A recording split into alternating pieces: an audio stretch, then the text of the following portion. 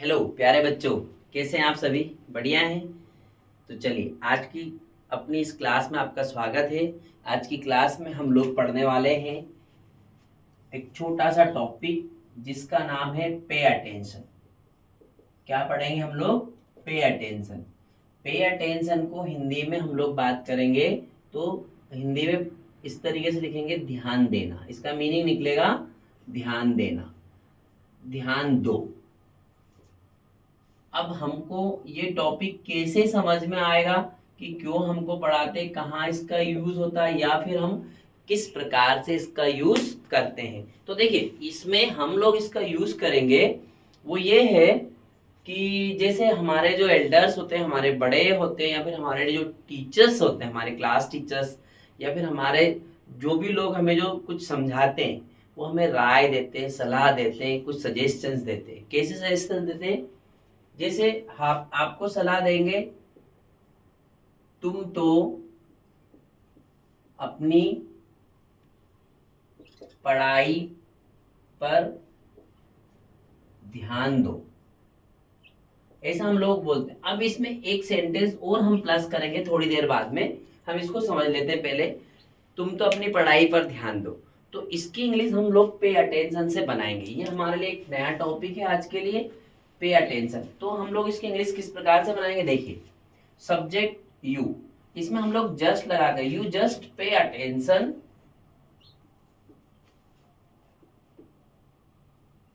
On your study. You just pay attention on your study, तुम तो बस अपनी पढ़ाई पर ध्यान दो। ठीक है ना? तुम तो अंग्रेजी पर ध्यान दो,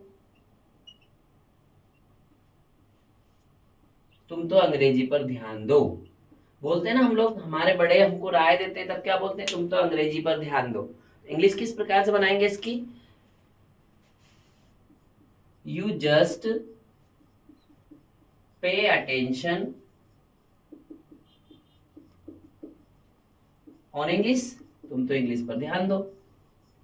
ठीक है? समझ में आई कि नहीं बात? तुम तो अपने काम पर ध्यान दो। आपको आपके पेरेंट्स ये राय देंगे कि तुम तो अपने काम पर ध्यान दो, तुम तो अपने काम पर ध्यान दो। इंग्लिश कैसे बनेगी? You just pay attention on your work, you just pay attention on your work. ठीक है? समझ में आई बात क्या? आप किसी भी सेंटेंस को बनाएंगे तो आपसे वो राय देंगे। जैसे उन्होंने बोला कि तुम तो भोजन पर ध्यान दो। किसी प्रोग्राम में गए कि यार यार तो बहुत ज्यादा हसल एंड बसल है, बहुत ज्यादा क्राउड है, क्या करे क्या करे, कहाँ बैठे। उन्होंने बोला कि तुम तो खाने पर ध्यान दो, बाकी बाद में देखेंगे। तो उन्होंने बोला कि तुम तो भोजन पर ध्यान दो, है ना, खाने पर ध्यान दो। तुम तो बस खाने पर ध्यान दो। इंग्लिश किस प्रकार से बनाएंगे इसकी? आप बनाइए अनुकुल जी, किस प्रकार से बनाओगे इसकी इंग्लिश? तो इसकी इंग्लिश बनेगी, you just pay attention on food, तुम तो भोजन पर ध्यान दो। ठीक है? अब इस प्रकार से जो सेंटेंसेस आपके पास आते हैं उनकी इंग्लिश आपने इस तरीके से बनाई। अब मैंने आपको बोला कि एक सेंटेंस हम इसमें और प्लस करेंगे, इसको हमारा सेंटेंस लॉन्ग बनाने के लिए। उन्होंने बोला ध्यान देना। अब यहाँ पर प्लस क्या करेंगे हम लोग? जैसे हमारे बड़े लोग हमको राय देते हैं, जब ये बोलते हैं कि तुम तो अपनी पढ़ाई पर ध्यान दो और उनसे दूर रहो। समझ में आ रही बात क्या? या फिर तुम तो अपनी पढ़ाई पर ध्यान दो और मोबाइल से दूर रहो। यहां पर हिंदी में वो बोलेगा और मोबाइल से दूर रहो।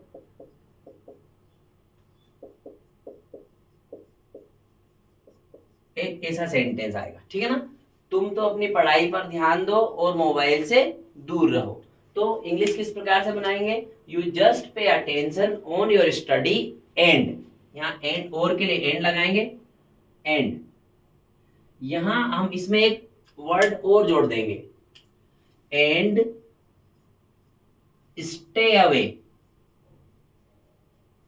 एंड स्टे अवे फ्रॉम, ये आप इसमें ऐड कर लेंगे, एंड स्टे अवे फ्रॉम, ठीक है। तुम तो ध्यान दो और दूर रहो, इस तरीके से।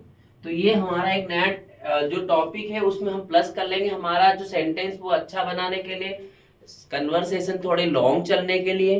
तो देखिए मैं इनको इरेज कर रहा हूँ, फिर से हम पूरे सेंटेंसेस को डिस्कस करेंगे, ठीक है।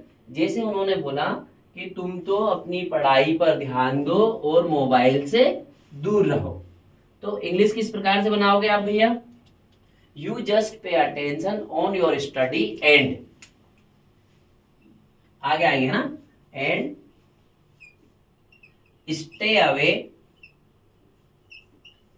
फ्रॉम मोबाइल, तुम तो अपनी पढ़ाई से पर ध्यान दो और मोबाइल से दूर रहो, तो you just pay attention on your study and stay away from mobile, ठीक है। मान लीजिए उसने बोल दिया तुम तो इंग्लिश पर ध्यान दो और संस्कृत से दूर रहो, आपको ऐसा बोल दिया उन्होंने, तुम तो अंग्रेजी पर ध्यान दो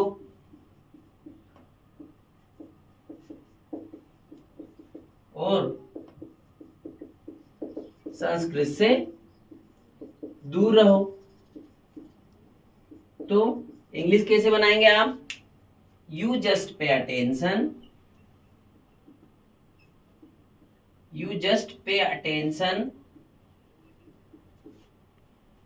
ऑन इंग्लिश, ठीक, you just pay attention on English and stay away from Sanskrit, clear, समझ में आएगी नहीं आई बात। आपको किसी भी काम को करने के लिए राय दी जाती है, सलाह दी जाती है, और किसी एक चीज को करना और एक चीज से दूर रहना। जैसे उन्होंने बोल दिया कि तुम तो अपने परिवार पर ध्यान दो और पड़ोसियों से दूर रहो, आपको ऐसा सेंटेंस बोल दिया उन्होंने, तुम तो अपने परिवार पर ध्यान दो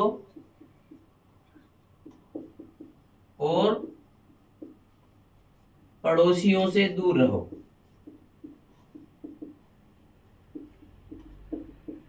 दूर रहो, ठीक है। इंग्लिश किस प्रकार से बनाओगे आप, चल बना भैया अनुकूल, you just pay attention, you just pay attention on your family, you just pay attention on your family and stay away from neighbor,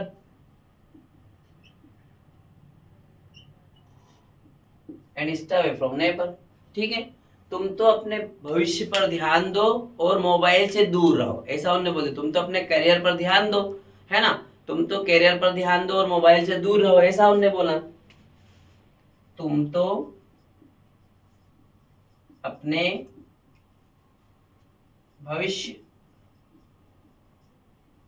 पर ध्यान दो और मोबाइल से दूर रहो, मोबाइल से दूर रहो। इंग्लिश कैसे बनाएंगे आप इसकी, यू जस्ट पे अटेंशन